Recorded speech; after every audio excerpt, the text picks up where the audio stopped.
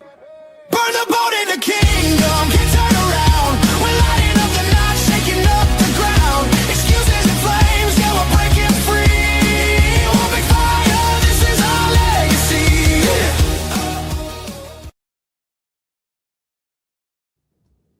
Welcome to the One Big Fire podcast. What's up, my dog? Mr. Jay Kinder, coming from Frisco, Texas. Yes, sir. And, man, Cleveland's hitting those 80s and 90s. We're baking up here. It's hot, baby. It's hot down here.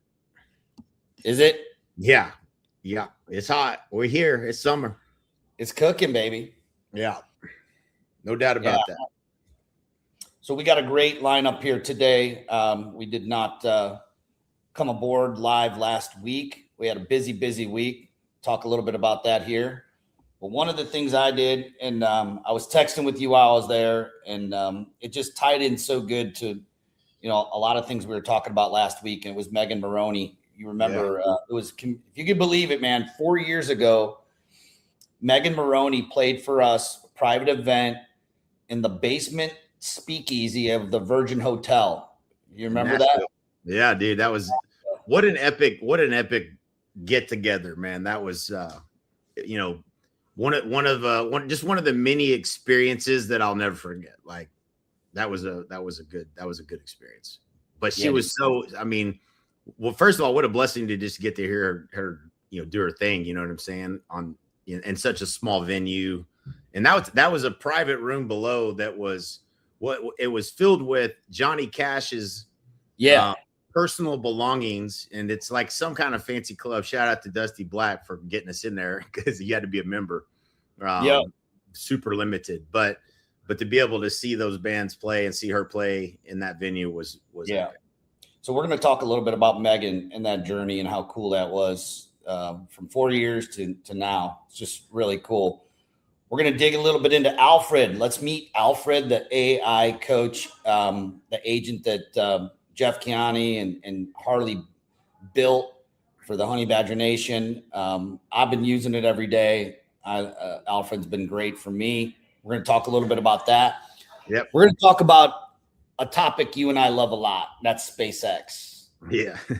IPO day. I just Coming put a post up. IPO day. Remember that part in Wolf of Wall Street where he found the guy cleaning his fishbowl out on IPO day? They were taking. Who were they taking public? It was Steve Madden.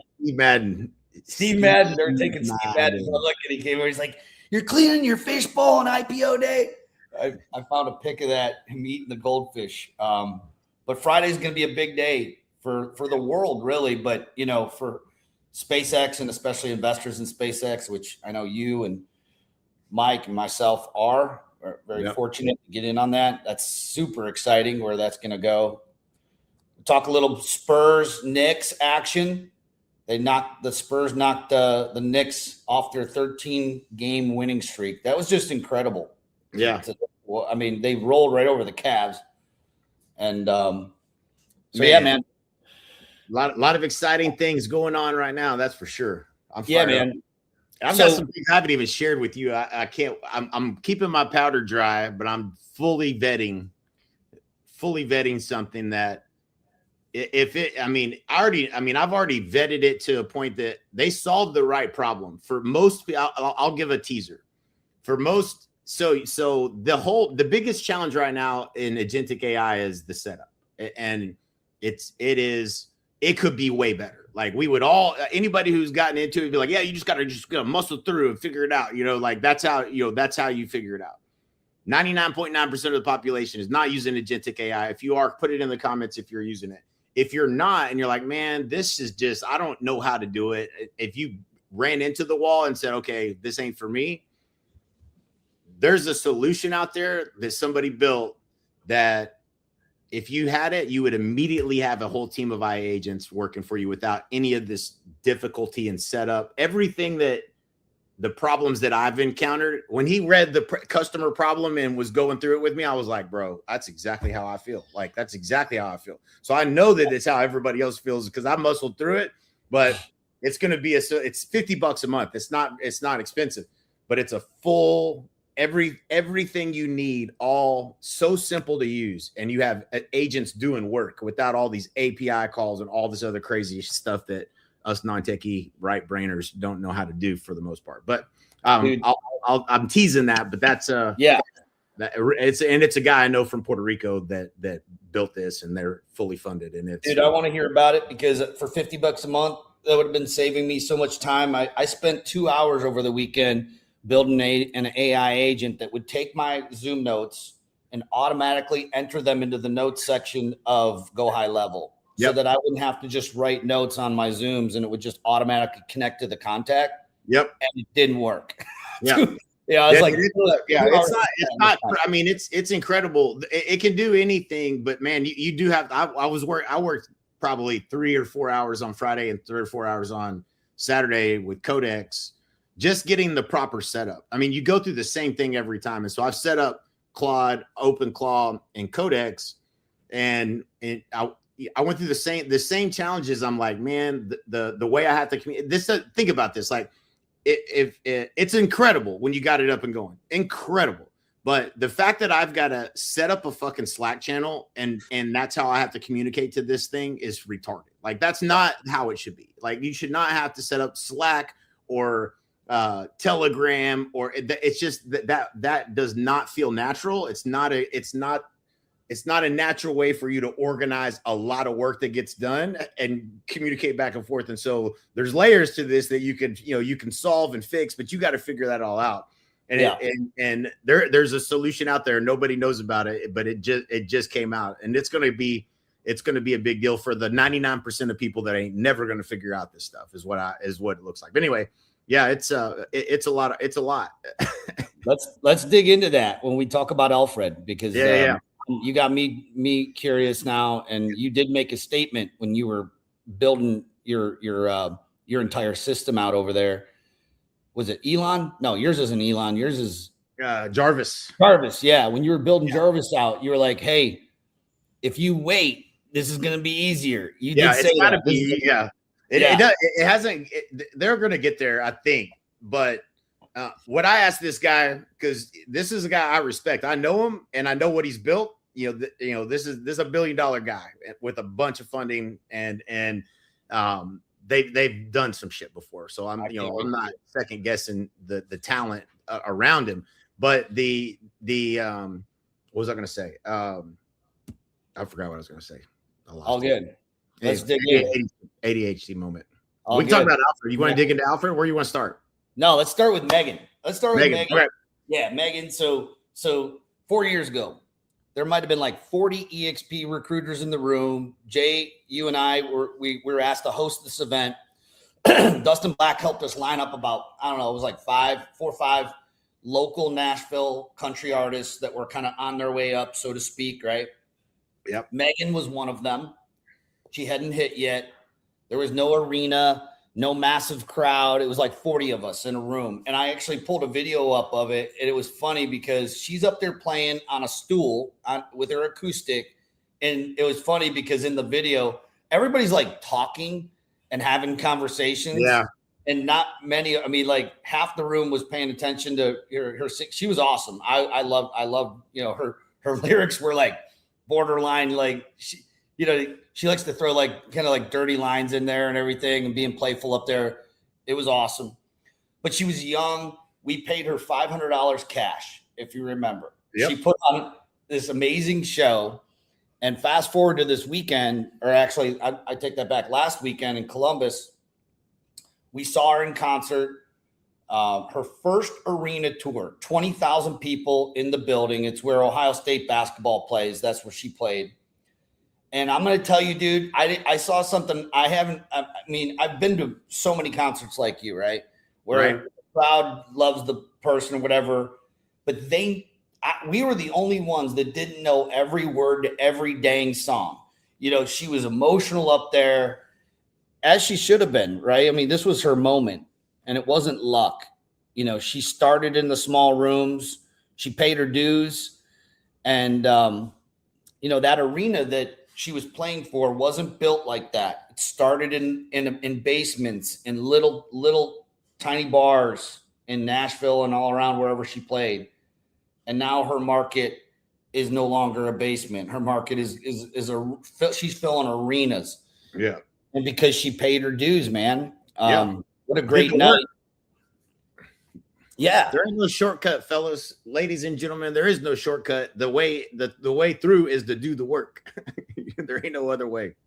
Well, and that's the thing with real estate too. I mean, agents, same thing. They want the arena. As soon as they get their license, they're like, all right, where's the arena?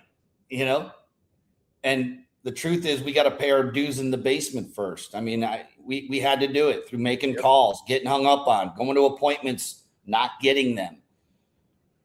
You know, on the outset, you could look at this as like, man, $500, I'm playing for 40 people. Like, man, I don't want to do this. Or you can fall in love with that. And that's what you have to do. You got to fall in love with, man, that's 40 more people that are going to be following me on Instagram. That's 40 more people that are going to know my name. That's 40 more people that are going to share a song. That's, that you got to, but that's what you got to do.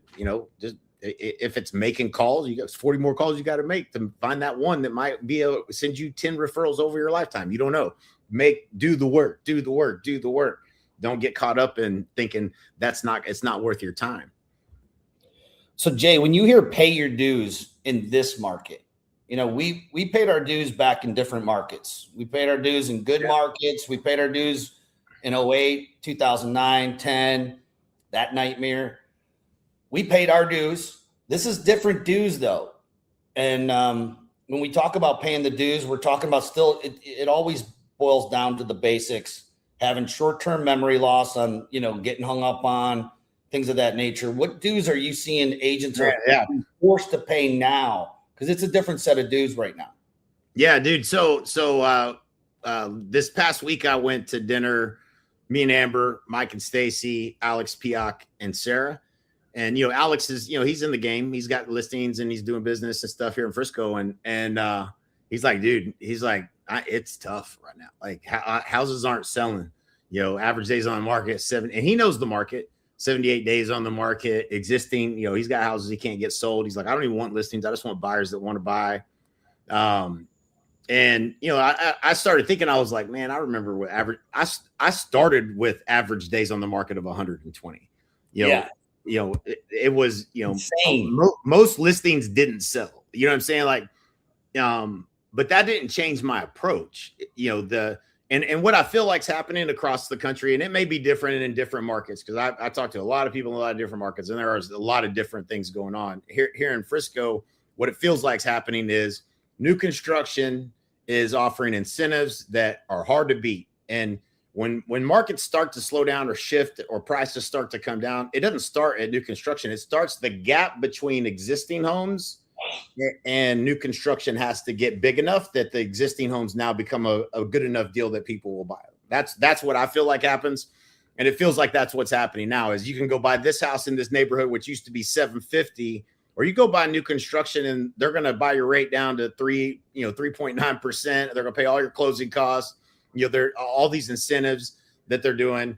And, I'm going to go, I can afford brand new. I'm going to buy brand new. And so I think you're going to see in a lot of markets where, and again, 70 something days on the market, and Alex knows he knows his stuff, but that's, if it doesn't sell in the first 45 days, it probably don't sell, but you gotta, and I said, well, I mean, in my experience, that means that price, he's like, man, I know what you're saying, but when it looks like you're the best price property on the market and you still don't have enough offers, it's like, okay, well, how many showings is it getting? If you get 8 to 10 showings, you should have an offer. If you didn't get 8 to 10 showings, you ain't low enough. Like you got to have that mentality and be communicating with your seller. Hey, listen, do you want to be one of the ones that sells or one of the ones that doesn't sell? Because there's 8 months worth of inventory on the market. That means this month, 2 homes are going to sell in this neighborhood. Do you want to be one of the 2 or not? And here's what you need to do that. And it's going into the summertime. You'd think things would be picking up, but I think you got to be aggressive with communicating what's going on in the market. Understand how many. This was the only thing, and doing thousands and thousands of listing appointments. The thing that I keyed in on where I knew where I could get a house sold or not was how many homes in the price bracket that you're in, all the things that you could be looking at. And my market was, pretty much Lawton, right? The whole damn market. So like you could live in a bunch of different neighborhoods, bunch of different age homes, this and that and the other. And it's a little bit different when you zeroed in on a neighborhood, because some neighborhoods are big enough you can have enough comps to say, okay, hey, there's one house or two houses or five houses a month selling in this neighborhood, but they might choose across the street that neighborhood. That this person that's looking isn't saying, hey, I just want to live in this neighborhood. So you got to look at the overall marketplace of what choices people have within a certain, a certain geographic area and age bracket of homes, and then say, okay, how many homes are selling a month historically? How many are on the market?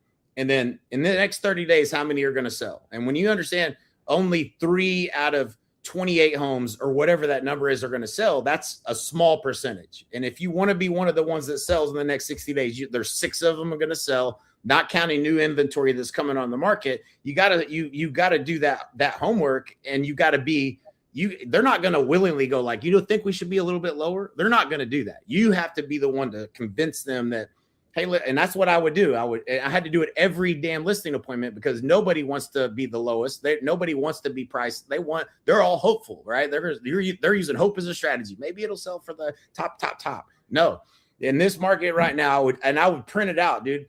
I would have the whole list of homes. Like, here's how many homes are on the market, page after page after page. All right. And then right here, I'd highlight it in yellow, and I would, at the very top, there'd be, 3 line item. These 5 homes are going to sell. And then right here where this yellow line is, the rest of these homes, this page, this page, this page, yeah, this page, those homes aren't going to sell. You said you want to be sold in 60 days. Where do you think we need to be positioned in order to be one of the homes that sell and not one of the homes that don't sell? I used to pull out the whole expired list. I'd pull out, here are all the homes that were listed, and in the last 6 months all failed to sell. And the times that you were talking about, remember 08, 09? Yeah. List was huge. Oh, dude. Dollars off. This is nothing like 07, 08. And anybody that's been through 07, 08 will tell you the same thing. The prices came down so fast, you couldn't, you try to talk to a seller and let me think about it. Next week they call you, be like, yeah, that price no longer. You need to be lower than that. And prices came down a lot faster than it's like a ball rolling off a table. It was incredible. Yeah. So this isn't like that, but this is just sales skills, right? You have to A, know your shit. Okay. And B, you have to be very able to persuade and convince them to listen to you. And that's a skill set. The skill set is you have to know your shit. Okay. You have to know your shit. That means be an expert. And if you're not an expert and all the data that I was just talking about, and you can't, you don't know for sure, and you're uncomfortable, you need to be doing homework every day until you understand what's going on in the marketplace. That's number 1, know your shit.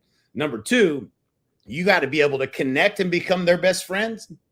And then you got to be able to switch to becoming the authority figure and prescribe to them a plan without breaking rapport. And if you can do that, then they'll listen to you. When they go, damn, this guy knows what he's talking about, we should probably listen to him. But if you can't figure out what it is hey man, what are y'all going to do if it doesn't sell this summer? Well, shit, people that I watch, sellers will go like, this is what happened. Like in it's military town. So they're leaving PCS. They're out of here. That house is vacant by end of July. And after that, they're thinking it's sold. In their mind, they're like, yeah, it'll probably sell by then. So what happens if you still own this house and it's September? And they go, well, we already be paying for another house. We'll be gone. They're thinking they never in their mind dreamed of this house still being for sale in September. And it'll say, well, no, that ain't gonna work. I mean, like, you remember Johnny left here. He rented his house. We ain't doing that. Like, we're going to have, it has to be sold by then. I said, okay, well, based on what you're telling me, then you give me permission. I'm going to tell you what you need to hear, not what you want to hear. Is that okay with you? And they're like, yeah, well, okay. All right. But you have to have that level of authority and get an agreement and get them in agreement to hear what they need to hear, not what they want to hear.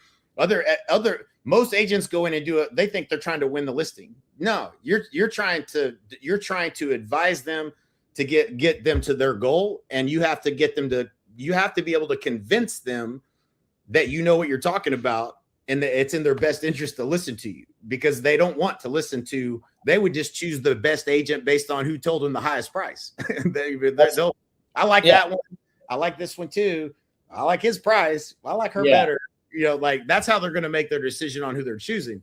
You got to win them over and be connected, become their best friend. And then you got to immediately flip to becoming the authority. And you do that by knowing your shit. And that is the process. If you do that stuff out of order, you lose the listing. You get out-friended by somebody. If you've ever been out-friended, it's the worst thing in the world. So like they felt more comfortable with another agent or whatever.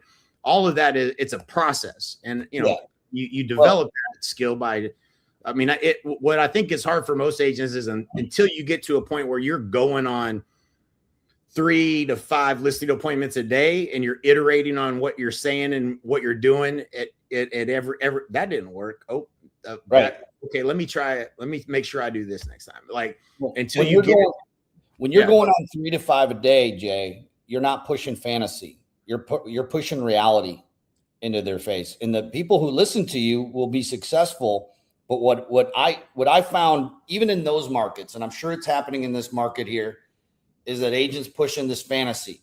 We know that, Realtor.com just reported that the national median price has dropped about 2.5%, which, by the way, is not a really huge dip in all reality versus the hockey stick growth that everyone's seen in equity over the last, even, I would say 10 years, specifically in 21, 22, post-pandemic, when all these prices were going crazy. Yeah, it's going to dip back and correct a little bit. So the question is, are you having reality conversations with your sellers, or are you having fantasy conversations? Mm-hmm. Yep. And if you're having those fantasy conversations, those listings are going to sit. They are sitting, and ultimately you're punishing your own clients because you're actually helping and assisting them into refusing to face reality and just staying in this fantasy world of my home should be here, because I remember 3 years ago, my seller, my neighbor down there sold for, $800,000. So my house must be worth that now. Yeah, dude. Sharpest annual decline in data going back to 2017. But and those sound scary, that there's this big decline. It's 2.5%. It's not that much, but over year. But the pending contracts are up almost 4.5% year over year. So there are still homes selling out there. Buyers are still moving. It's not a dead market. It's just going to punish the sellers who are still emotionally attached, it's supply and demand. It's competitive. You have to understand. It's just competitive. You have to be priced. You have to be positioned to be one that gets looked at. And if you're not getting with the and we should ChatGPT this. I'm sure there's probably a little better numbers, but we always used, man, if you get 8 showings, you should have an offer. So if you get 8 showings and you have no offers, you're probably 5% overpriced, period.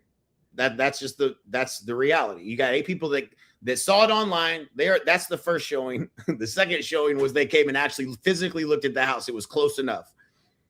So you're probably about 5% overpriced. If you ain't getting showings, you're at least 10% overpriced. Like that's the math. If you're not, people are seeing the house online. They're like, yeah, nope, skip it.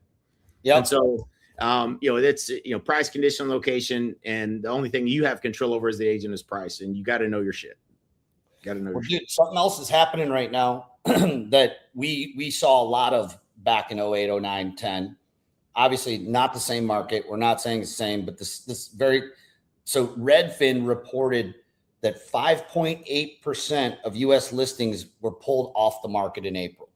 So these are sellers who came in into the market with a fantasy price. They were probably refed that fantasy by the agent that they hired, that they could get this high price that people were seeing in 2022, 2023. And then they give up, which is not a bad thing, by the way. Pulling these listings off, that tells me the seller really wasn't motivated to sell. If they have to sell, then we have to give them the right expert advice, like an expert advisor, not a salesperson who just wants the listing, to actually get it sold. Because if you list a home, Jay, we did this calculation years and years ago. how much it actually cost us, not even just in money, but in time to take a listing that's never going to sell. Yep. I used to tell myself, well, and I've taken listings that didn't sell. I was guilty of that back in the day a couple times until I learned my lesson. But yeah, I used to tell myself this bullshit lie. Well, listings have babies. And so maybe I could get some buyer leads off of it, right? And there's a little bit of truth to that, I suppose. But ultimately, you're not doing your seller a service by telling them that their house is worth $50,000 or $100,000 more. Let's just try it at this price and see what happens. I mean, what would happen if that's where everyone was doing? We'd have a bunch of listings out there that are just. That's what I think that is what's happening. I think that's the majority of real estate agents that don't have the authority in that relationship because they're trying to win the listing. They don't have the authority to tell them what they need to hear. And there's a whole methodology we teach to this. Like that's, it's what NAEA was all about, being a certified home selling advisor and the whole process of being positioned as the expert and how you get to authority is the hardest thing as a real estate agent is, I think is demonstrating and making your value visible. And the way to do that is to be able to go through the numbers and the math and actually know your shit and show them enough of that until their eyes glaze over and they go, okay, this guy knows what he's talking about. And that's a skill set. Yeah. And you have to get them to a place where they go, well, if I tell you price, and this is the biggest mistake every real estate agent makes in pricing a house on the market, on a listing appointment, the number one thing that you're doing wrong 100% is you're going out there and you're giving them price. Like, here's what I think it's worth. That's not the game you want to play. You never give them price, ever, ever, ever. You help discover where think we need to be positioned in order to get your home sold in the time frame that you want to get it sold in. And the way you do that is that list of, hey, there's 12 homes are going to sell in the next 60 days. You told me, you guys, that's important to you that you're sold in the next 60 days. In fact, 38 or 78% of homes that go out longer than 60 days don't sell at all. It's real important that we get this position correctly. Now, there's 132 homes on the market in your price bracket between 500 and 750, or 500 to 600, depending on wherever you think that window is. That you want to be broad enough there that you catch the mystical price in their head. So like, this is why we asked on every, this is gold, dude. I hadn't taught this in a long time, but when we would do the seller counseling interview, we were like, hey, do you have an idea what your house is worth? You need to know what they're thinking. And if you don't, if you've ever been on a listing appointment and you tried to, and you did your little, here's what I think it's worth, and you can see it in their face instantly that they thought it was worth more. Right. And so now you've broken rapport. Now they're like, I don't really like that at all. Like now it's you versus them. They were hoping it was worth more. Right. And so in their mind, they have a number. You need to figure out what that number is so that whatever you do, you show them a broad enough range that includes the mystical price. You're not doing this because this is how you're going to price the house. You're doing this so that you can get rapport with them, stay in rapport with them long enough to get to the point where you can tell them, here's where we probably really need to be. Right. And so because anytime you guide them to their own decision on where they should be priced. I think that's right. If I said, hey, bring them to their own logical conclusion. Yeah. But if I say, if I use the price bracket, say 300 to 400, okay. Like I think the house is probably going to be 315,000. I might pull 275 to 400,000. If they tell me on the phone that, man, we're thinking it's probably 415. If I only go to 350, 275 to 350, the minute I start showing them that data, that it turns them off and they're like, oh, this guy don't know what he's talking about. They pull their arms and they sit back and now you've lost them. And I've done it enough times that I learned that I was like, man, I can't afford to lose them at this point. I just got through connecting with them and becoming their best friend, and I ruined it by giving them a range that doesn't even include the price that they think it's worth. Yeah. So what I would do is I would raise that price to include their number, but I always got their number. I always 100% got their number, and we did it using what we call a reframe. And this is if you've never been through Tony Robbins sales training, It's the best sales training on the planet. Number one, we bought the DVDs, trained everybody on it. I went through it many, many times, taught it. But the reframe was, you say, hey, do you have an idea what you think your home is worth?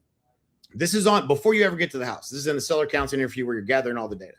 And they say, well, we were kind of hoping you could tell. Jay could tell us when he comes out, So yeah, but if you had to guess, what do you think it was worth? So, well, we really, really don't know. He's like, well, if you had to pick a number out of there, what would you say?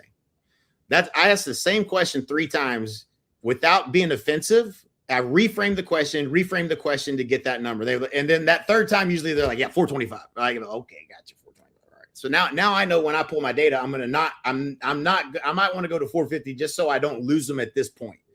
And so I'm going to pull up data that's broader. It's not wrong. It's not the wrong data, but it's not zeroed in on, I'm at the 10,000 foot view. I'm like, hey, from 275 to 450, this is how many homes are on the market. This is how many will sell in the next 90 days, which you told me is important to you. And this is how many won't sell. Where do you think we need to be positioned in order to be one of these houses that sell and not one of these homes that don't sell? That's super important. And at that point, now in their own mind, they're going, well, we better be priced right. But if I come in and I say it needs to be 315, now I'm the enemy. Yeah. It's me versus you. I'd rather be on their side of the table with my arms around them going, what do y'all think here? Let's discover this together instead. And so that's that. And again, now that I've got them in the right frame of mind of like, we better be positioned right. Now we can go, now let's look at look at a little tighter window of where we probably should be positioned. And let's look at what this would go. Now you can go into that, but you never give them price. You never give them price.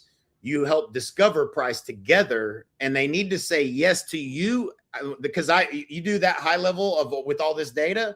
You don't get down to neighborhood level. Well, that house down the street. So no, we ain't talking about that yet. We ain't got to that point. Yeah. So before we get into determining where we want to position the home, let me show you our process for selling homes for the most amount of money. We have a proven, repeatable system backed by market research to sell homes for up to 18% more than the methods of traditional real estate agents. There's over 115 variables involved in the home selling process. It's how we manage these variables. It's going to determine whether you attract a high offer or you attract a low offer or your house doesn't sell at all. You want to attract a high offer? Yeah, we want to attract a high offer. Okay, well, let me go through that. Would you mind? No, that sounds great. Then you go through the presentation. You've never given them price. Do you think this is the best system to get your home sold for the most amount of money? They say yes to your system. Yes. Then, hey, where do we want to position and price the home? If they don't say yes to the system for how you're going to market and sell, you don't have any control over most of these variables. They could not mow their yard. They could be hoarders. They could be any number of things that they could do that might increase the odds of that home attracting a high offer or attracting a low offer. So all of those things are variables that determine how we're going to price. I can't give you price until I know what you're willing to do or not willing to do in order for this home to attract the highest offer. And so those are all just, again, dude, I've lost every way you could lose a listing appointment. And that's the reason I know the process. And so, but that's where I don't know who teaches this. They didn't teach me this. I learned this by beating my head against the wall, losing to Pam and Barry, losing to some random ass agent that I had never heard of in my hometown. I'm like, who the hell is that? How did they get that listing? And I'd call them and I would do an autopsy on every listing appointment. I would call back and I'd say, hey, I really appreciate the opportunity. I'd see it pop into the MLS. I'm like, God dang it. I fucking lost that one. All right. So I would call them and every time, and you're not supposed to, I don't think you're supposed to call them, but I call them every time. Because I wanted to learn. I wanted to know how I lost. I hated losing. And so they would tell me like, oh, we just felt more comfortable. And I was like, man, I rushed that whole presentation. I didn't build rapport. I didn't connect. Like I learned from it. And then I'd come back and I'd be like, you cannot skip that step. You got to do that every time or it's going to come back to, why do I want to go out there? And I just learned that, that house listed with Parks Jones from some agent that didn't know what the hell they were doing and took the listing. That house didn't sell. Their situation and their life changed because they listened. If I can't convince them to listen to me, it was on me that their house didn't sell and that their life goals changed and they got a rental property that turns into a foreclosure in 6 years or whatever. Right. Like it's my job to convince you to listen to me because it's in your best interest. That's the frame you got to come from. Like you owe it to them to be able to get them to a place where they're going to look at you and say, I'm going to do whatever you tell me to do. That is what being it's like a doctor. You know what I'm saying? You wouldn't argue with your doctor. You know what I'm saying? Like you prescribe, what do you think, doc? But I want to throw you a curveball. You ready for a curveball? Yeah. Some baseball here. I saw a few curveballs last night, but here's your curveball. You ready, bro? This is leave it hanging. Segment into the right into the next segment here. The difference between when you and Mike wrote the NAEA seller presentation, I followed that to the T. I listed literally hundreds and hundreds and hundreds of homes. Yep. My team listed hundreds of homes with that system because the principles are the principles. Yep. They're indisputable. Yep. From staging, preparing the home, using the best photographer, and negotiation, right? All those things. But there's one thing that didn't exist then, and you know what it is, and you know where I'm going to go with this. Is the sellers today are armed with an AI. They either have ChatGPT, Claude, they're using, whatever they're using out there, whatever brain they're using, they've probably already punched in the prompt. So pricing today is going to have a slightly different, because they're going to, and they might, use their AI to say, all right, yeah, but my house has a bigger patio and a deck, or no, my house has a view of the golf course, or whatever it is, to increase that. But at the end of the day, AI is going to shoot them straight and probably do a lot of heavy lifting. So here's my question to you. Would you send them a prompt and say, hey, seller counseling interview, after you've asked all the tough questions and everything, taking all that, popping it into ChatGPT, asking them, okay, hey, give me the best approach on how to approach this with pricing. Would you send that to them first before you walked in the door? Let AI be the bad guy, or would you use the AI data to be the no, expert? Dude, it's true. There's two. This is why the AI. They're going to do it, right? Yeah. This is why AI's never. So two things. First of all, AI's never going to replace this part of the process. Okay, like you can, because they're going to put, what are they going to put into AI? They're going to be like, and our house is better, and our house has this, and ours is this, and what is AI going to do? It's going to tell them what they want to hear, not what they need to hear. That's what it's going to do. Yeah. And that's what, think about it. Like, that's what, we've all had these experiences. Like, here's what I'm thinking. What do you think? And be like, oh, we think that, I think that's really good. It doesn't go, sometimes it'll make an adjustment if you're way, hey, maybe you should think about this, or, here's what I think. But if you're trying to do something and you tell it, this is what they're coming from, a place of hope. And you got to come from a place of reality based on, they're never going to put into ChatGPT, hey, listen, we need this thing sold in 90 days. And we want to make sure that this house sells. We know how many homes are on the market. We know, like, they're not putting all the data in there. They're just saying here, they're asking for hope. What's the hopeful price I might be able to get? Yeah. The one of the pieces of being an expert with AI is what to feed it, what prompt to feed it to get what you really want, not what you think you might want, but like what you really want. If you feed it, you get back out. So in my head, as you were talking and going through everything that we learned with the NAEA presentation and everything, which is what you were going over the principles. Right. I was thinking to myself, all of that data, I'd be copy and pasting that into AI, having it come out with what it is, or even giving that and say, based on everything you told me, I recorded everything that we have here on my sheet here. It's going to help me come to a pricing. Have you used AI? I mean, is that a question we should be putting on the seller counseling interview? AI have you been using? Because why not see around the corner of what they're going to be, kind of challenging you with at the table? Again, I think principally, I just want to know what you think it's worth. Like, I don't care where you could have got it from AI, you could have got it from wherever, because what I would always say to a seller is, I said, listen, you guys are hiring me to price and position your home in the market today to attract the highest possible offer. Is that right? Yeah. Okay. So what I would say is, man, when I got my real estate license, they used to teach me to do this thing called a CMA, they call it a comparative market analysis. They basically go find homes that have sold, sometimes in the last 3 months, sometimes in the last 6 months. It could be any home. It could have been that hoarders lived in that home. It could have been that the neighbors, were awful. It could have been the grass was knee high. None of that is in a CMA. But they're using historical data to try to tell you how to price and position your home in today's market. That's like looking in the rearview mirror and trying to drive forward. What you're hiring me for, I believe, or potentially hiring me for is to price and position your home to attract the highest offer. Does that make sense?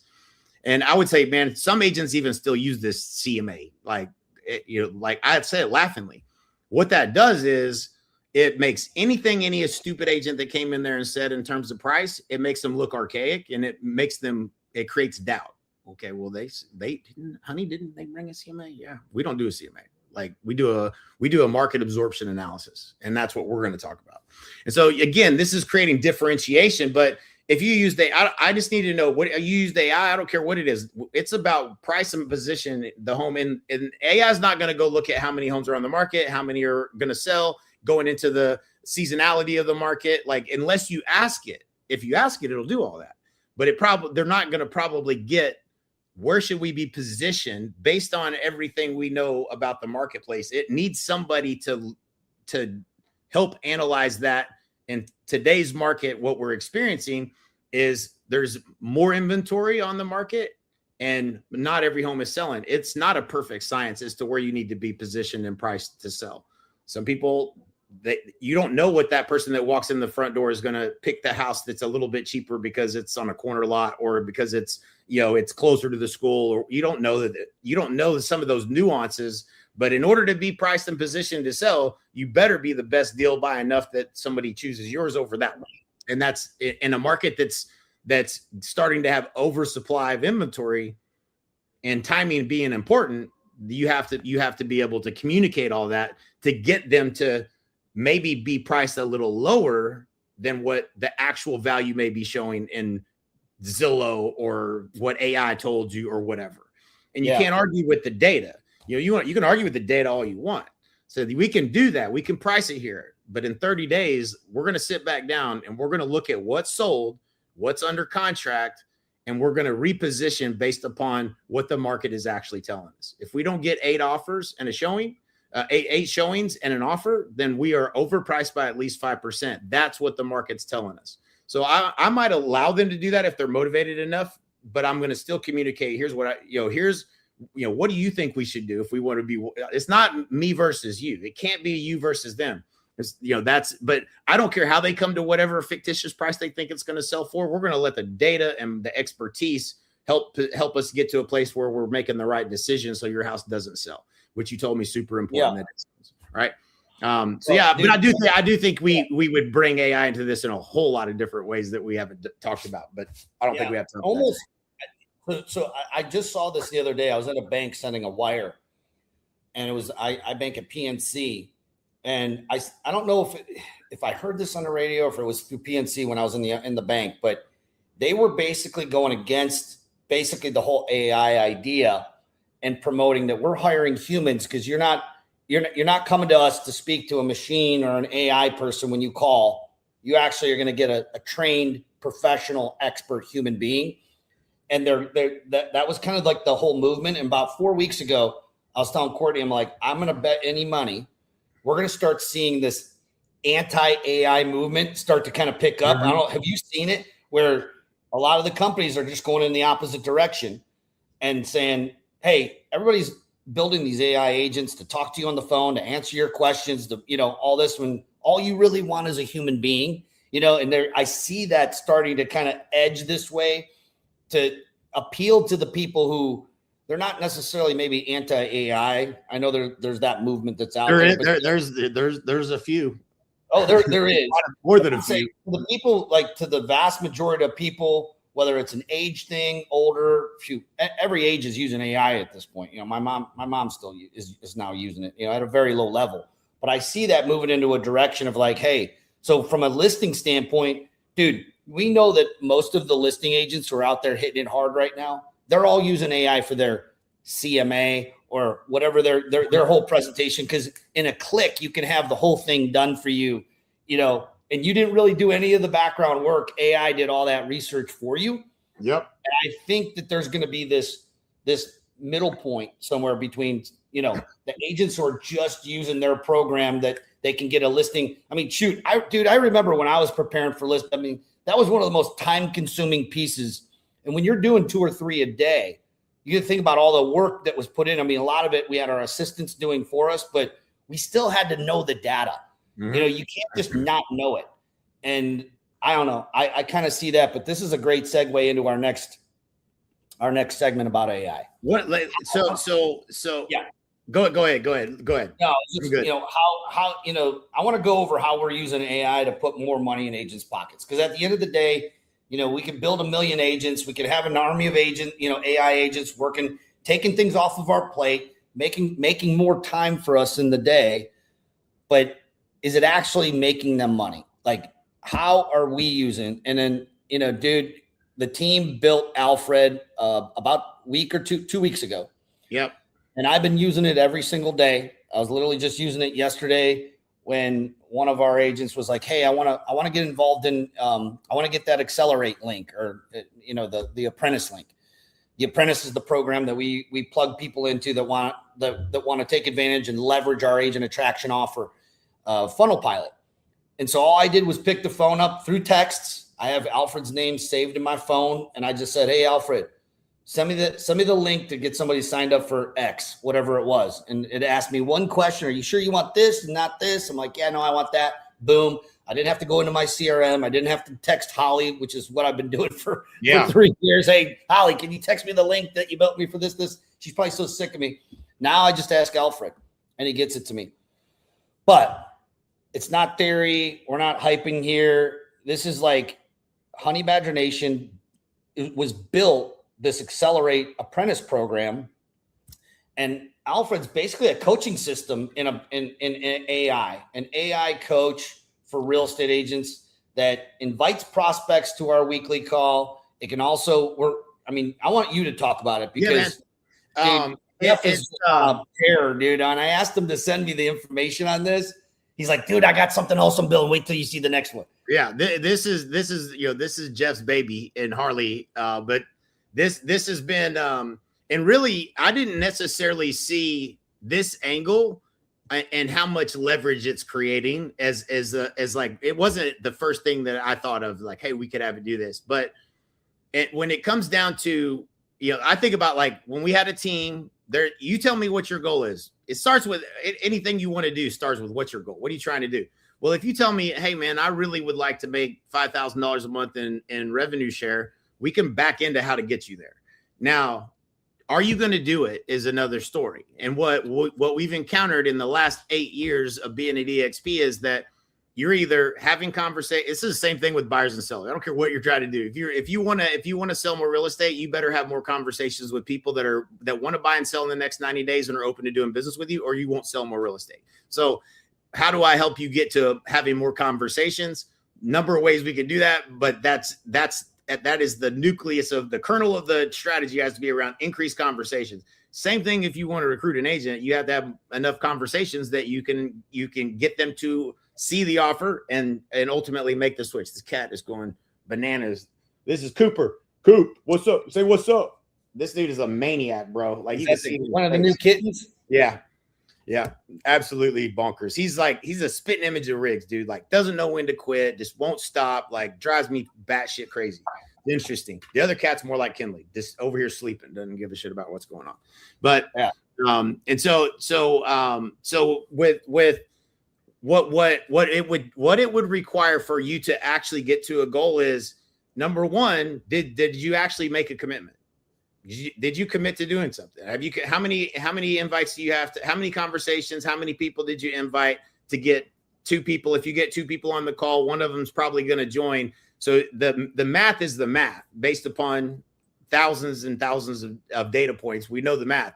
So, okay, this week, did you do it or not? As a leader, if you tell me what your goal is and I tell you, "Hey man, you just got to get 2 people. If you get 2 people on this week and do that every single week, you're going to recruit 4 agents a month, and you're going to end up at a certain point, you're going to end up with, a certain number of agents, and that's going to be worth this amount of money, and you're going to be at $5,000 a month and this many months if you did it." The problem is, if you got 25 agents underneath you that are committed to do this, did you check in this week and make sure that they invited 2? What happened? Can you see that data?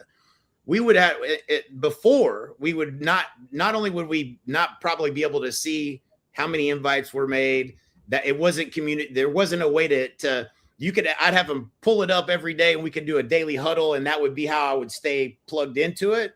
But what AI is doing is AI knows what your goal is, and it knows whether you did an invite or not. If there's if there's no registrations, did you finish the core training or did you not finish the core training?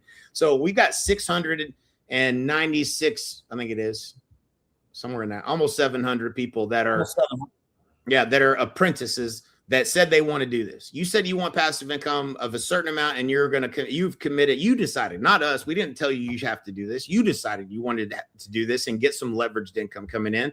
Okay, here's the things you need to do. Did they do those things?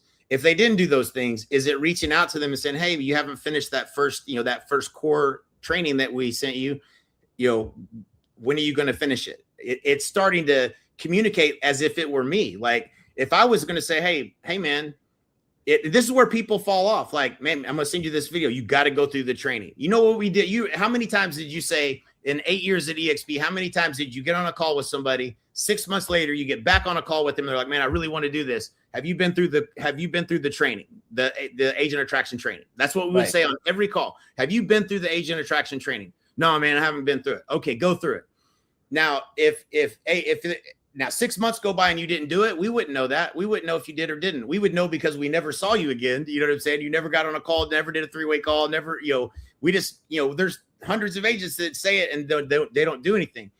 But if what Alfred's doing is Alfred's going, hey, all right, he ain't done it. Let me reach out to him. Let me stay on top of him. Hey, you said that you wanted to get, you need to get 2 people this week. On Monday, he's messaging, he's based on your goal, he's checking in with you. If you don't do it, he's still checking in with you and encouraging you. Hey, man, it's almost Thursday. You still got a little time. And then what we started seeing was all of a sudden out of nowhere, boom, that person would register someone.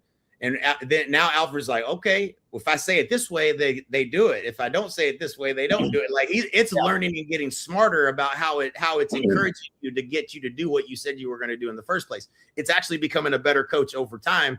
So now you got it's like having someone. This is what Dan Kennedy used to say. It was one of the best it was the best positioning I've ever heard for selling a course. It was like, imagine having Dan Kennedy looking over your shoulder every step of the way as you grow your business and right? Like, it was like, that sounds pretty good. Like Dan Kennedy's really smart. But this is literally having somebody looking over your shoulder, checking in with you at every step you're supposed to take in the time frame you're supposed to take it in order to get to your goal. And if you're doing it, and that's what it's getting people to take actions that never would have happened because they got busy and they're doing something else, and it's getting results. And the crazy thing about this is the multiplication effect is everybody that comes over to EXP, that nobody says, no, man, I don't want no passive income. Don't give me none of that. Nobody says that. Everybody says, yeah, I know a few people that could probably benefit from all this that y'all are doing. Okay, cool, man. All you got to do is here's your link. Well, what happens the next week? Man, where's my link? You can ask Alfred and Alfred will tell you. And so what happened, right? And so when the first thing is I never sent that text and said, hey man, did you watch the training? I never sent that. I should have, but I didn't do it to try to check in on him. Alfred's going to check in on him. And then if I had sent that text, some of them might've said, hey, where's that link? And then I would have been like, shit, where's the link? How do I get them back logged into this damn thing? I would have been lost. And now I'm the bottleneck because I don't know how to get them back logged in to get their link. Yeah. So because AI knows how, it just sends them their link. Here's your link. Here it is right here. Now go invite. When I saw this for the first time, I don't know if you were on the Zoom when he first laid it out to like me and a few other people, but the first words out of my mouth is like, this is going to disrupt a portion of the coaching industry. Yeah. What happens when you hired Dan Kennedy and paid him tens and tens of thousands of dollars? You might have paid him well into the 6 figures for everything all in, right? He's up there in the six in total with the mastermind and everything. Yeah. Yeah. But the truth of it is Dan Kennedy wasn't over your shoulder at, finding out, did you do this? Did you do that? In fact, Dan Kennedy was barely ever in it, even in the mastermind. Bill Glazer was the one that read it. Yeah. Yeah. So like, even like with all the hoops that you had to jump through just to get him to coach you, which was all positioning and it's brilliant. Right. But think about it from like, if you're an agent and you're thinking like, hey, I might need a coach. What do you need that coach for? It's not like you don't need a coach say, did you make your 80 calls of the day or whatever? No, specifically, who do I need to follow up with today, Alfred? How close am I hitting to hitting my daily goal? What do I need to hit the gas on right now? How close am I hitting my weekly goal? It's these lead measures, which is what drives all of them. Tiny hinges swing the big doors. It's these little lead measures. And 100%. even the best coaches in the world, even us, we weren't looking over everyone's shoulder, finding out, micromanaging. Did you do this day? How close are you? It's on the agent to do that. And when you guys rolled this out, I was like, dang, if I had somebody, like, how many buyer conversations did you have today? Like, you had someone tapping you on the shoulder being like, hey, did you do what you're supposed to do? Yeah. And it's not, the crazy thing is, dude, like, think about the things that, like, you need to do it, but the thing that where you pause and you hesitate is usually when you're like, man, I got to figure out where that link is. I don't even know where to go, man. Fuck that. I'm not doing it today. Like, you just, like, it happens in the second you decide not to do something. And that's where this makes a difference. This makes a difference because it sends you a message and you're like, okay, I need to do this. What's my link? Okay. All right. Now I'm going to go do it. And that one split decision, because it's instant right there at your fingertips, is what makes the difference when somebody takes action versus somebody that uses an excuse for why they're not going to do something. They're not intentionally not doing it. They get busy. And if it's going to take me figuring something out, I'm like, man, I got time. I'll do that later. And then you hope you'll get around to it. And you just don't. And that's what happens to all of us all day, every day. There's things on your list you don't get done. And it's usually the friction of what it takes to get to that. And if you can remove all that friction, then people will take the actions. And we're seeing that happen. And AI is getting smarter at how to convince, how to say it to you so you'll do it. You know what I'm saying? Like, it's brilliant. It's insane. It's better than having me looking over the shoulder, because sometimes I don't get smarter. You know what I'm saying? If you remember a couple decades ago when we were still in the grind, you know, and that's what we called it. Like, it was a badge of honor to say we were a grinder. 14 hours a day, 7 days a week. I'm grinding. You know, it was like a badge you wore. And this doesn't mean, you know, just randomly grinding. What Alfred helps with is it brings the scoreboard back in. Yep. You know, you're not going to watch the Knicks playing the Spurs without the scoreboard, because it ain't fun. We don't know who's winning. No. And if you don't know if you're winning or not, like, that's what Alfred did. It brings the scoreboard back into reality in real time. Like, not just like, how many calls do I need to make? No, that was 2008. This is like, who needs a follow-up today? Who needs a call today? Who needs a text? Because Alfred's going into our database and looking at who needs it and bringing it right to your attention, making it easier.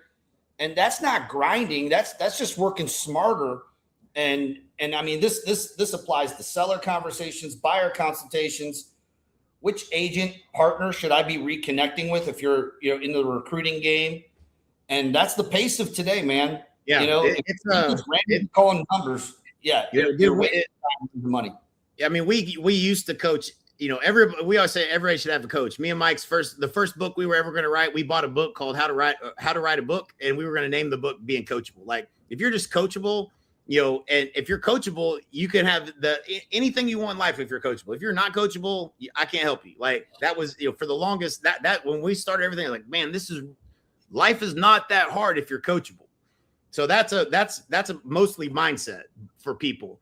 But what we didn't do as a coaching company is we couldn't in real time tell you exactly what you needed to do every day in real time. Like, we would have to look at a week's worth of, you know, hopefully you're telling us the truth about the data. You know, we didn't have that insight into seeing everything. And sometimes AI 2 weeks worth. These calls were every 2 weeks. Sometimes it was like every 2 weeks. That's like an eternity. Yeah, and in 2 weeks, sometimes you get on that call. Sometimes there was enough back pressure of you having to get on the call with the coach that you stayed on your shit daily to, you know, that you didn't want to have. That's the benefit of having somebody look at it and say you didn't do what you say you're going to do. But most of those calls, 2 weeks go by, you had already got off of what you should have been doing daily. And you get on that call and we tell you to do the same thing we told you to do on the last coaching call.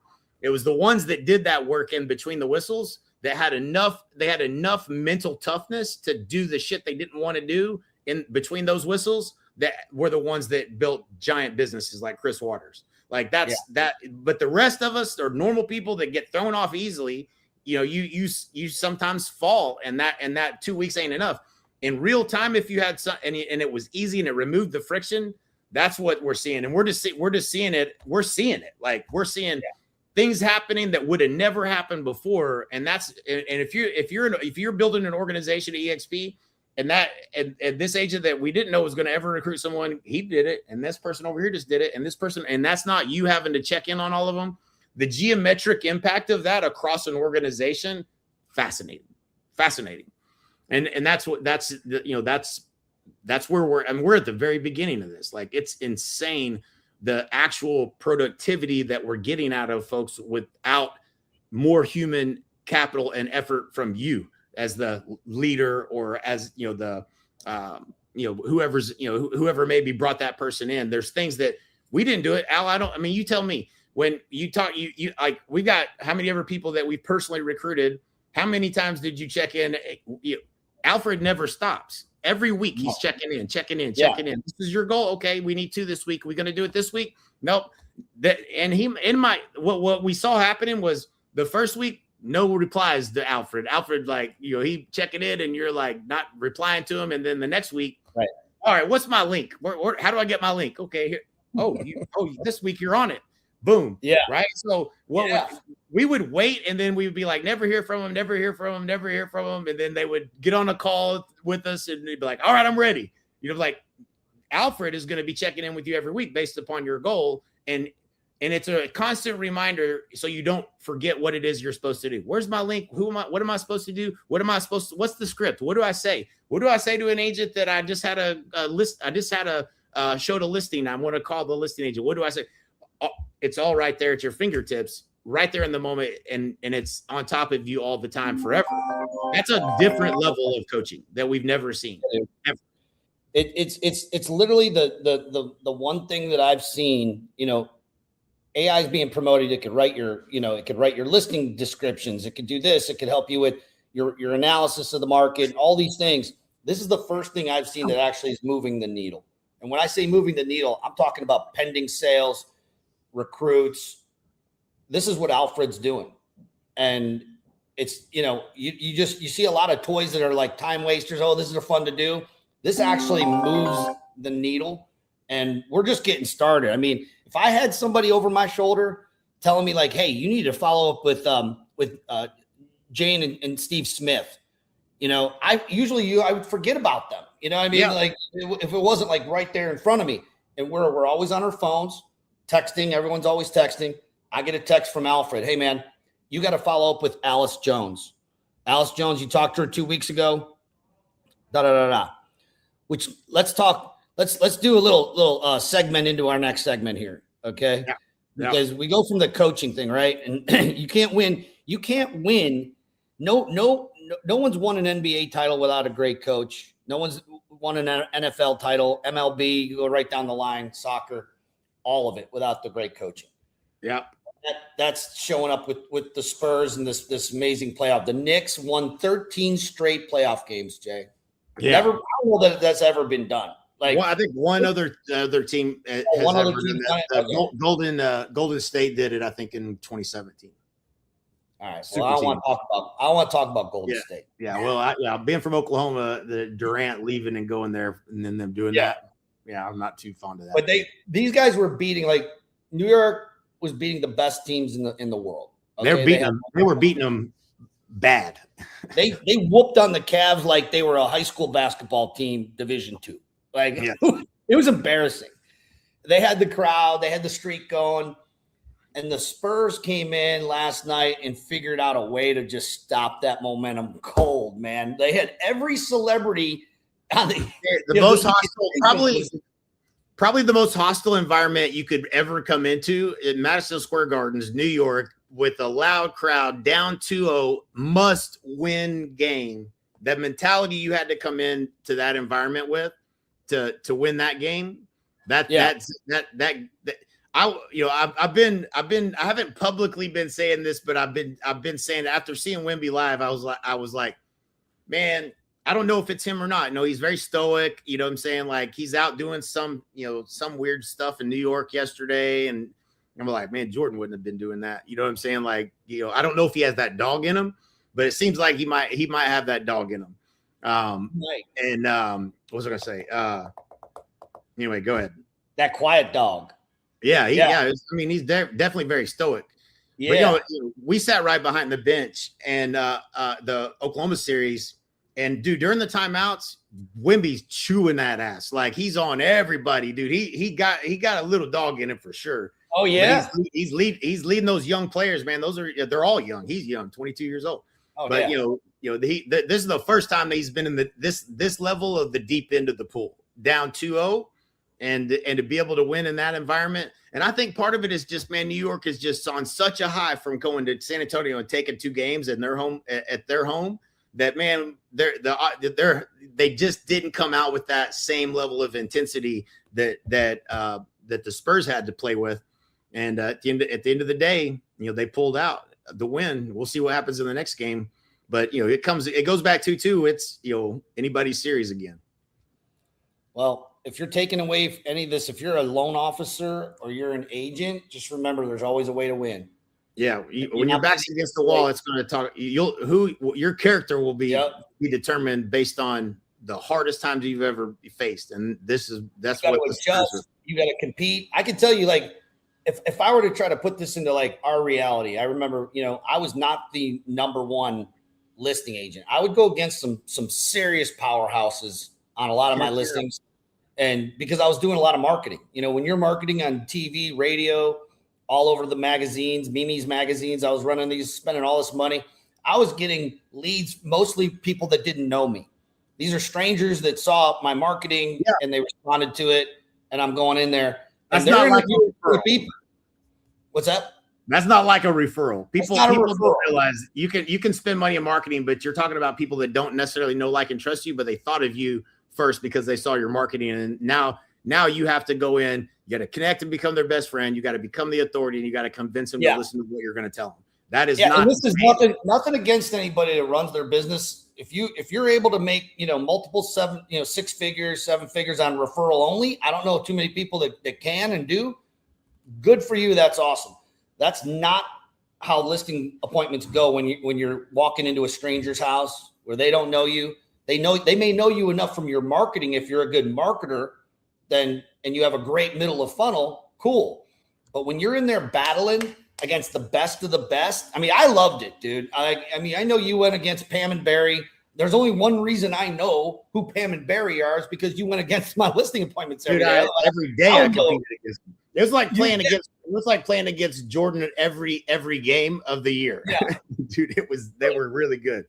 But there's a way. If you're out there, yes. I mean, if you're competing, there's a way. You beat Pam and Barry often, not every single time. No. I beat my competitors not every time, but often. And sometimes you got to adjust on the fly. You got to compete and get in there and compete. And this is a very competitive. It's only going to get more and more competitive as more agents drop out.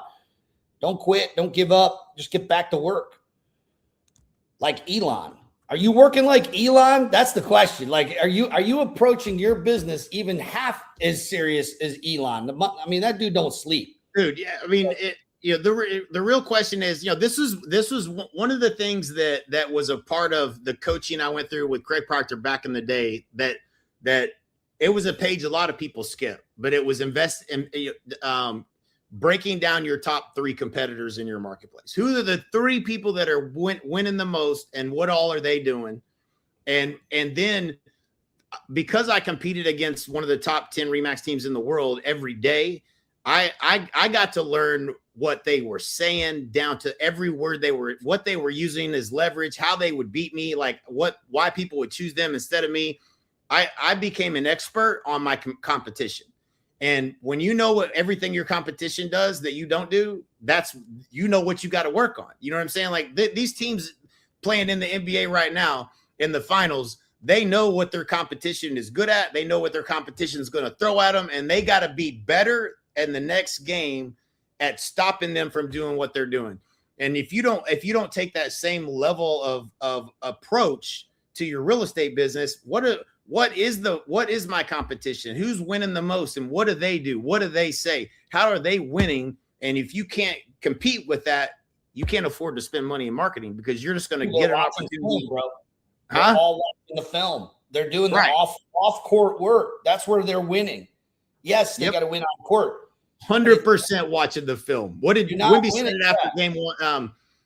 One of the games, I can't remember. One of the games they lost, I think it was game 1 against the Knicks, and they were interviewing him after the game, and they were asking him some questions. He said, "I don't know. I'm gonna have to go back and watch the film."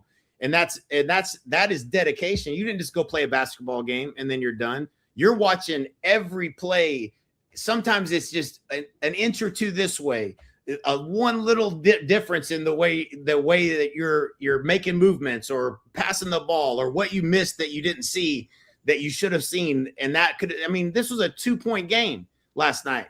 One, practice your free throws. Like, how many of those free throws would you like to have last night that you missed on your team? How many of those guys are in the gym right now shooting free throws? Like, it's the basics, but it's doing the homework and being at that level. If you want to be a world champion, that's how you do it. There ain't no other way. And so, I was never a world champion, but I was number 2 in the world. You know what I'm saying? Like, I was competing against, I didn't have a choice. It's either that or get beat every fucking day. I hate losing. Like, I was, all right, well, I got to figure out, what are they saying? I finally learned what they were saying a lot of times. They did this newspaper print, and they did a bunch of newspaper stuff. I used to do full page newspaper too, but I tracked it. And so I knew that they would lean heavy on that because I'd stopped doing it. And so this big, huge newspaper thing that they would do with all their listings, I said, do you want to know what the number one thing? I said, I used to do newspaper advertising, full page, full spread. I said, do you want to know how many calls I'd get on properties from that on Sunday? I said, guess. And they say, I don't know, 10. I said, I averaged 1 call every time I ran that. Now, it was good for my brand for me to do that. It was good for me, but it doesn't help you sell your house. I said, 1 call. And you know what that call usually was? Another real estate agent, not a buyer. I said, I'm going to invest the money you're investing in me into the places that are going to attract the most eyeballs to your home. Not that's going to give me the biggest, brand in the marketplace where you see me everywhere and you give me a call because I'm doing newspaper.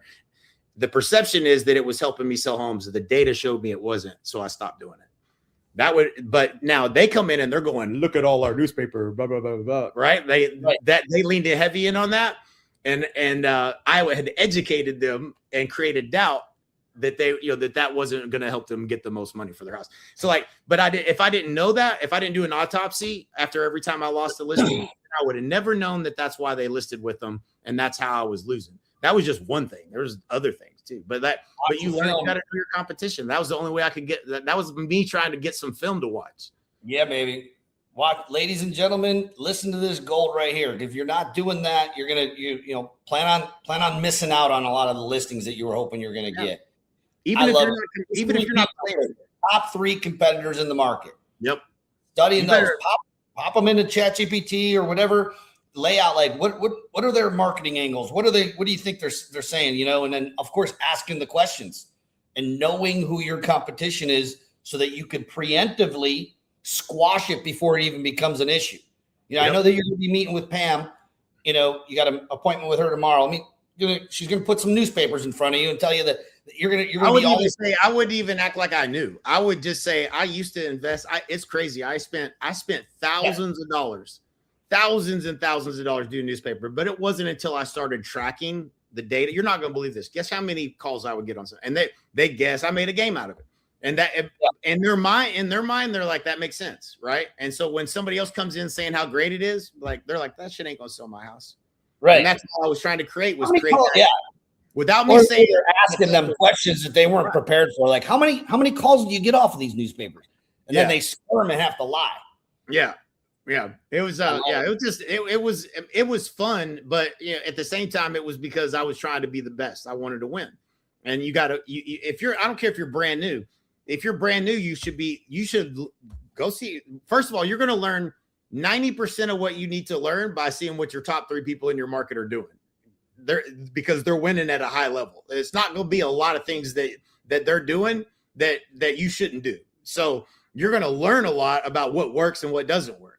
And number one, but know who your competition is, know who the best are, and then find that chink in their armor and create a way to beat them.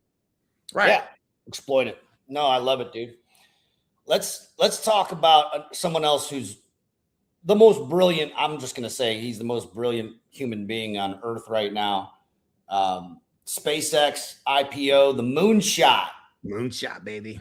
That was built on really, dude, boring execution. I mean, there was a lot of failures that, some people like to talk about those, but I mean, all those led up to Friday. Big day on Friday, IPO day. Elon is going public with the SpaceX massive IPO, the largest in history.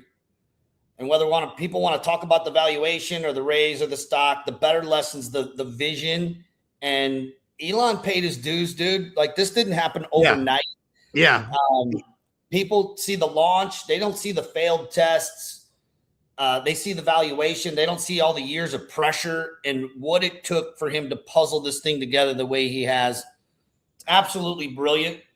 I still have people texting me telling me that it was the guy that was telling me it was a bad investment. He's like, oh, you should have invested in this other rocket company. This is, he's actually a financial advisor. He runs a family, what's it called?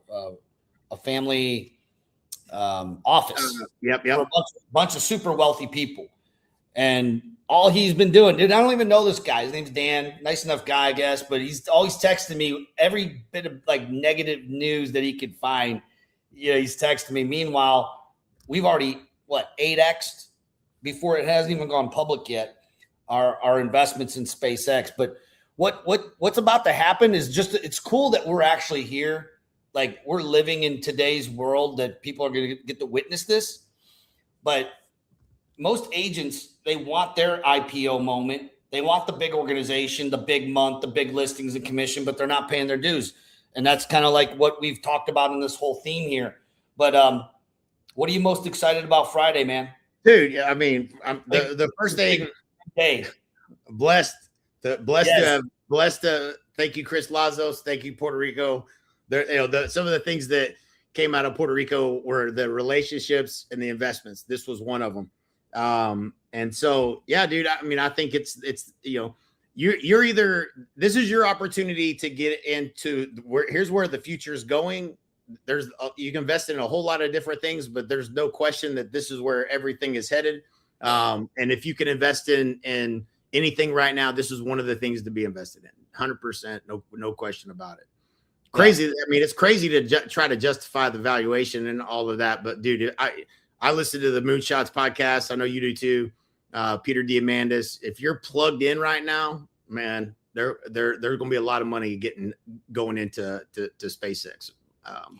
Check this out. So when you're obviously, any kind of these early investments, there's big risk and everything. And we talk about, do you bet on the jockey or the horse? In this case, we're betting on the jockey and the horse. I mean, this is where everything's going, and no one can touch him in the verticals that he's building. There's talk of him bringing Tesla in after the IPO and merging the two. I don't know if that's going to happen or not. There's one video, dude. Mike circulated this to us, and it was with anything right now, especially with AI and everything, what is your defensible differentiating position? And right now it's like an arms race in AI. It's like, this, I'm better. Okay, now I release one and I'm better. Now I'm better. They're just getting better, incrementally better. And there's no real defensible differentiated value proposition in any, whether it's, Codex or Claude or OpenClaw or whatever other, Hermes or whatever you call it. They're all basically a commodity to a certain degree. And so there's no defensible differentiation. When you watch the video on SpaceX and they're defensible, how defensible what they built is, and how no one is ever going to be able to compete against it ever. That's what you bet on. Like, you bet on this is what Jack Welch used to say in his book Winning, is when he was the CEO of what is it? What was he the CEO of? Tide and all the different companies, GE. Yeah. What he said, what's the if you don't have a differentiated value a differentiated value proposition, then don't compete, because you can't win. Like, you have to. This is everything we've ever taught has been based on differentiation and your value proposition, and how do I make a reason why you should do business with me versus anyone else. But when you look at the model of how SpaceX is set up and how it feeds other opportunities, and why they did everything, Elon did everything the way he did, you can't. It's an indefensible. You cannot beat them. You will never be able to, at the price that he can do what he's doing, you'll never be able to compete with him. And that's why you invest in it. In my opinion, that's why you invest in it. When they can make that argument and show you why they're going to win, that's anything can happen, but that's what sold me. I was like, that's unbelievable. I'm trying to think the damn video. I'm going to find it, because I'm going to share it if I can find it. Yeah. Google it or GPT it, or look for it if you're looking to see that. I actually have not seen that. But I did read this. Talk about changing lives. Before I get into that, we'll end on this because I read something that about all the employees. There's over 4,000 employees that are becoming millionaires because of, on Friday. Think about that. That's 4,000 families who've never had they've never seen seven figures in their bank accounts. And they're going to be wealthy. They're going to have a decent amount of wealth. I'm not saying that if you have $1 million, you're wealthy. I don't think that that's a true statement anymore. It used to be. You used to be wealthy when you had $1 million, not so much anymore. But that's $1 million is a big deal to, an employee who's making, 80, 100 grand a year, whatever they're making, like $1 million. But before that, I kind of wanted to, talk about verticals. What you're talking about right now, they're indefensible, like their defensible position, their value proposition is because of the vertical. Kind of unpack that from, the amount of cargo that Elon can put into space for the lowest amount. No one can even like remotely touch that. Right. It means we can, with his rockets, everyone else has to use his rockets to get their stuff up into space, whether that be satellites, whether that be data centers. I just saw a video last night on what these data centers are going to look like with the radiator and then all the chips in the middle. It's fascinating stuff. And how like little bit of the sun's energy that we're actually using. It's like less than 1/trillionth of what we could be using right now. So I mean the space is wide open. But talk about the vertical, because you got SpaceX, the rocket company. By the way, that in itself is massively profitable. Yep. Then we have our satellites, our drawing a blank here. Starlink. Thank you. You got Starlink.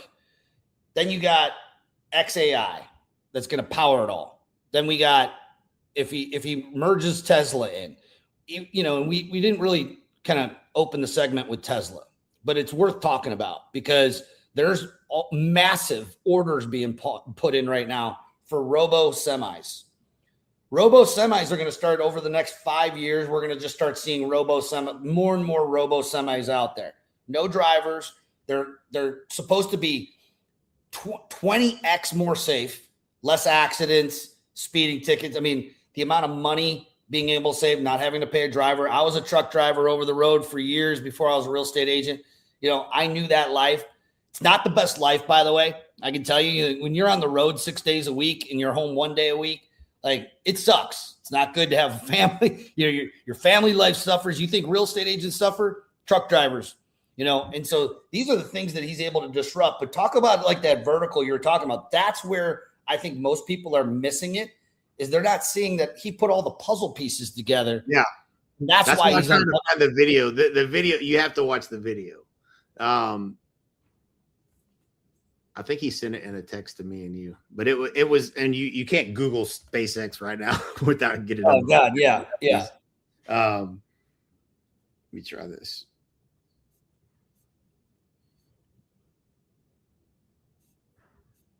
We'll put it in the comments. We'll post it up. All good. All right, my man. Well, it was a great segment. Appreciate you as always.